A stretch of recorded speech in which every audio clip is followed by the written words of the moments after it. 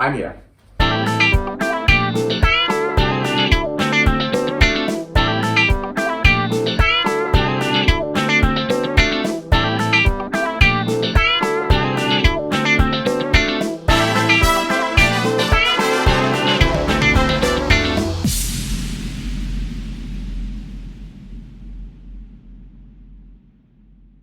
Fedt. I dag der står den på syltning, som man nok godt kan regne ud fra titelens navn, formningen, kanalens navn. Det er lidt lige til. Og hvad den så står på syltning af, det er jo sådan noget her garlipeber, hvis jeg siger det rigtigt. Den her specifikke omgang her, den er nede fra Marokko af, men jeg tror, det er ret meget lige meget, hvor den kommer fra, fordi den smager i hvert fald rigtig godt. Jeg kan godt lide at skære det i strimler, og så sylte det. Og så det, jeg primært bruger det til, det er oven på pizza eller på madpandekager. Og så nogle gange også i sådan noget sammenkogt retter. Jeg synes, det er rigtig lækkert. Det giver noget syre, og så giver det også noget salt og noget sødme. Og det, man skal bruge til at lave den her sylt her, det er, at man skal bruge salt, man skal bruge sukker, man skal bruge eddike, man skal bruge peberne selvfølgelig. Og så skal man bruge en beholder til det. Og så, så har jeg også noget sennepsfrø til overs, som jeg tænker, jeg også lige vil fyre ned og se, hvad der sker med. Ja, så den forresten, så skal lige sige, at den form for syltning, jeg kører, det er ikke sådan noget, hvor man sylter på stuetemperatur, og så lader det være i lang tid. Så skal man hele tiden kontrollere pH-værdien og bakterieniveauet og sådan noget. Det kan jeg ikke finde ud af, jeg er heller ikke udstyret til det, og har heller ikke viden inden for det. Den form for sylt, jeg har taget for at køre, det er nok den mest simple form for sylt, det er, hvor du tager noget eddike, noget, det du vil sylte, og så noget salt og sukker, og så egentlig fyre det i sådan en beholder, og så bare ind i køleskabet med det. Og der kan det holde sig et par uger, inden det begynder at køre bakterier, og der er flere ting, man kan gøre for at hæmme bakterievækst. Blandt andet så gør køleskabet et fremragende arbejde. Bakterier er svære ved at vækste i kolde temperaturer. Eddike, som man bruger, det er syre, eller det har i hvert fald en rigtig lav pH-værdi, det er ikke syre, men det er dernede af i form af pH-værdi. Så hvis man vasker det her grundigt under hanen, så har man egentlig også fjernet en del af de pesticider, det skulle være så rigtig økologisk der. Og så udover det, man så kan gøre, det er også at varme lagen. Det giver så også et andet produkt afhængig af det, men hvis du varmer og koger lagen, så dræber du rigtig mange bakterier bare med det. Og så kan de holde sig i flere uger herinde, bare så længe man sørger for lige præcis ikke at dyppe fingrene ned i, når man tager det op med i stedet for at bruge en ske eller gaffel. Jo, så kommer det til at skulle skære dem her, og som jeg sagde, så skal de lige vaskes under hanen, så det får jeg gjort.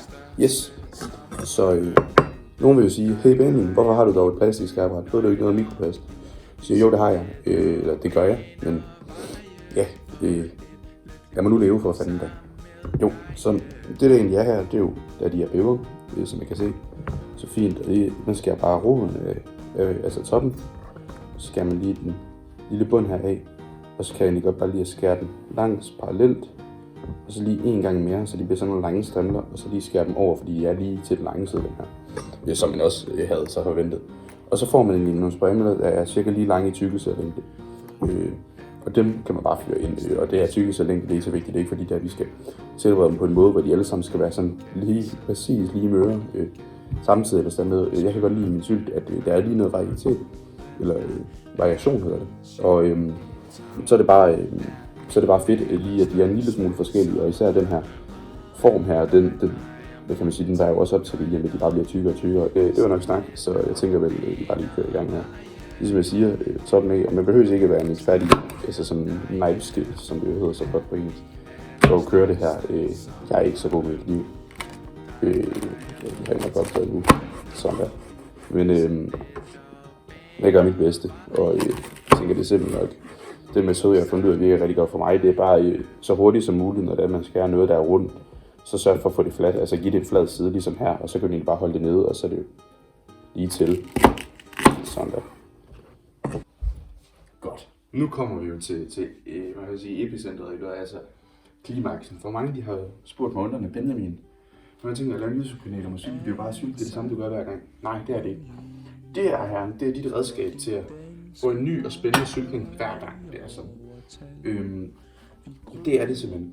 Det er ud fra, om du koger din lage, om det er, du lader den være kold, hvor meget du har, og om det er, du koger din frugt i, eller det der skal syltes i lagen, så giver det alle sammen forskellige smag og konsistens. Det er sådan lidt af min tommelfingerregel, det er, at hvis du gerne vil have den til at være så frygtet og så sprød som muligt, så tager du med kold eddike, og så fyrer det op cirka halvvejs. Så det dækker halvvejs af dem der, når de ligger i beholderen. Så I kan se i beholderen her, så skulle eddiken jo gå her, så I ved, hvad halvvejs er. Man kan også fylde dem helt op, så kommer det til at smage mere af eddike og bliver blødere. Så ud over det, så har man så også eddike, når det er, man varmer det. Og så fyrer det oven på dem her, så bliver de bare blødere. Og så til allersidst, hvis du varmer den der eddike, så bliver det på det blødeste. Og det hele, det er bare smag og behag. Og samtidig så også det niveau af salt og sukker, som man vælger at køre, det har også indflydelse på det. Så ja, i sig selv, så er det her al variationen kommer ind, og også her, hvordan man kan differentiere rigtig meget fra hvad andre gør. Så ja, det kan man sige, det er sådan lidt det kreative udfoldelsessted inden for den her form for syltning. Og så selvfølgelig også, hvad du putter i ved siden af. Det kunne være sennepsfrø, det kunne være alt muligt andet, hvidløg og hvad ved jeg. Jo, så kan man se her, eddike, det er mange der ved, det lugter meget, og når du varmer det, så lugter det endnu mere, så det er rigtig vigtigt, at man har en stærk gennemhætte. Hvis man ikke har en stærk gennemhætte, så ved jeg ikke, hvor meget jeg vil anbefale det her, eller hvis man bor i en lille lejlighed. Så derfor så er det også bare lige, det vigtigste, at man har den, og den er tændt. Og så ud af det, så også bare fyre saltet og sukker ned med det samme. Og jeg kan ikke fortælle jer, hvor meget der er i det hele, det er øjenmål. Jeg tænker, at folk de godt ved, hvad salt og sukker de gør. Hvis du kan lide det mere salt, så put mere salt i, og hvis du kan lide det mindre sødt, så put mindre sødt i. Altså, folk de ved jo godt, hvad salt og sukker de smager af, så det er ikke noget, jeg vil tænke, jeg giver tip i. Det eneste, der skal noget salt eller noget sukker i, på grund af det osmotiske virkning, eller det skal der vel heller ikke gå ud fra. Men både på grund af smag, men også fordi, at det kommer til at trække noget af væsken ud fra de enkelte celler herinde i frugten her. Og det kommer så til at give den konsistens, som mange de forventer, når de spiser noget, der er blevet syltet. Så hvis der man tænker, at det skipper jeg lige, jeg vil ikke have noget salt eller sødt, så skal man også bare lige vide, at så kommer det ikke lige til at være præcis, som det lige regner med i første hug. Ja, som I kan se, så sker det ikke lige helt det store endnu. Og emhætten, den er i fuld gang. Ja, og det bliver det nødt til at være. Noget som jeg også glemte at nævne før, og grunden til, at det faktisk kan lade sig gøre kun at fylde den halv op, det er også på grund af salt og sukker, der skal i. Der osmosen, den lige præcis trækker vandet ud af frugten, og det vand, det gør både frugterne mindre, men derudover så gør det også, at vandstanden bestiger. Så derfor så har jeg jo ikke snydt lidt, men det kommer til at se ud som om, jeg har brugt for lidt eddike, når det er hælder det over i. Men det er fordi, at efter en dag i køleskabet eller sådan noget, så vil vandstanden lige pludselig stige, eller ikke lige pludselig, men det vil langsomt begynde at stige, indtil det når det punkt, hvor de faktisk kommer til at være dækket helt ud. Og det er sådan en tip, jeg godt kan lide at bruge, så det ikke smager for meget eddike. Og så jeg ikke nødvendigvis skal bruge lige så meget eddike, for så kan jeg jo, ja, det er ikke fordi eddike det er dyrt, men det er bare lækkert. Og når man så også snakker med eddike, så er det faktisk også vigtigt lige at bemærke, at jeg bruger den helt normale lagereddike. Fordi man kan selvfølgelig sagtens bruge dyre typer eddike, men hvis jeg skal være helt ærlig, så kan jeg ikke rigtig smage forskel. Så synes jeg egentlig bare, at det er spild af penge, især når lagereddike det koster altså et par kroner literen, så ja. Jamen, og så en vigtig ting, at nogle vil nok have opdaget, at jeg har skiftet den kasserolle, jeg havde før. Og det er fordi, det er meget praktisk at have en kasserolle, der har sådan en træk her. Man kan selvfølgelig også bare bruge en rigtig træk, når man skal hælde det over i bæret her, og så sætte det over ligesom, når man skal følge kølervæsken på eller standard. Men det er bare så længe man gør det ned i vasken, så kommer det mest af det i. Ja, det er også en takeaway, og jeg ved ikke, om vi kan se det, men det begynder at dampe en smule. Og når det begynder at dampe, det er tydeligt, ja, når det begynder at dampe sådan her, så er det cirka ved at være klar til at komme over. Man skal ikke lade det bulle og koge, fordi så bliver det lige pludselig bare meget besværligt. Når det er varmt sådan her, så er det mest opløst, og bakterierne virker. Ja tak, og nu er vi nået til sandhedens øjeblik. Så ja, jeg skal bare hælde den varme lage over i beholderen her, der forresten er fra IKEA. Det er en, jeg er rigtig glad for, og som man også sagt, man selv kan købe. Den er meget nem at finde, de har 100 af dem derovre.